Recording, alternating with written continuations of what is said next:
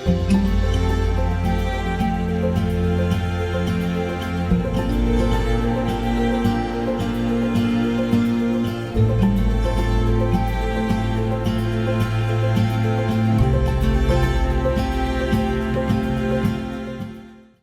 ni euskaltzainaren izenean eta euskaltzain guztion izenean, aitortzen dugu, Andres Alberdi euskaltzain oso.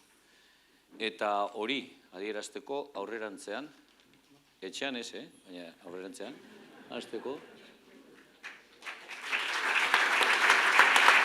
domina, agiria, eta oroitarria. Lasai.